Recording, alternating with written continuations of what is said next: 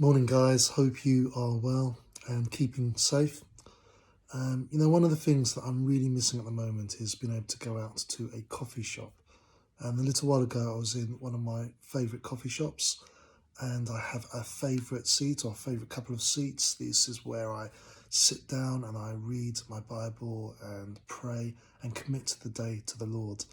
And this particular day, everyone was sitting in my favourite seats, so I had to sit somewhere else. And where I was sitting, there was a meeting going on around me. It was quite boisterous. I couldn't concentrate or engage with God. So I got up and went to get myself a coffee.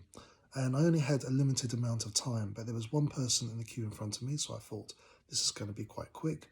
But this person started to have a private conversation with the person behind the counter, and they were taking for ages and ages, and I can feel myself beginning to get really frustrated and quite angry. And then I said, come on, Alan, calm down, have a bit of grace, a bit of patience. And so I bit my tongue. When I was eventually served, I said, thank you.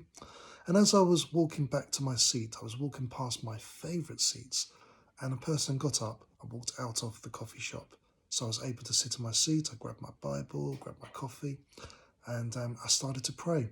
And as I was praying, I was aware that if I had been served any quicker, any faster, that person still would have been sitting in my favourite seat. And if the person had taken longer to serve me, I would have been stuck in a queue and someone else would have got that seat. But actually, the person served me right at the exact time I needed to get that seat.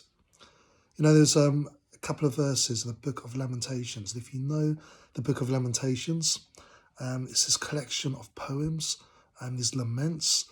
The people are grieving, they're suffering, the city's been destroyed, their temple, the place where they would worship God, has been taken away from them, it's been desecrated, and society is disintegrated, there's no food available, and the people are pleading and crying out and crying out to the Lord, how long, Lord, until you come and deliver us from this that's going on in our society?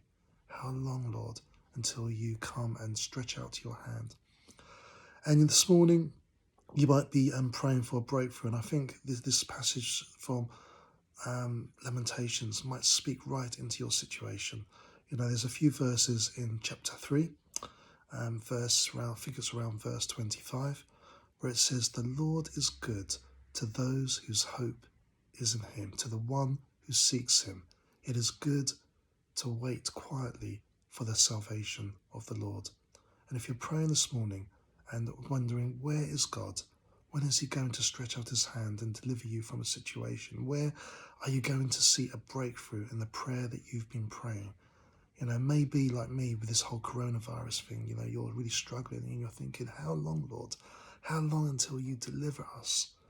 I think these verses say that the Lord is good to us, when we place our hope in him, for the one who seeks him, when we wait quietly for the Lord's salvation. So this morning, I'd love to encourage you to place your hope in the Lord, to wait silently for his salvation, to seek him, because he's never too early, he's never too late, but his timing is always perfect. God bless. Speak to you soon.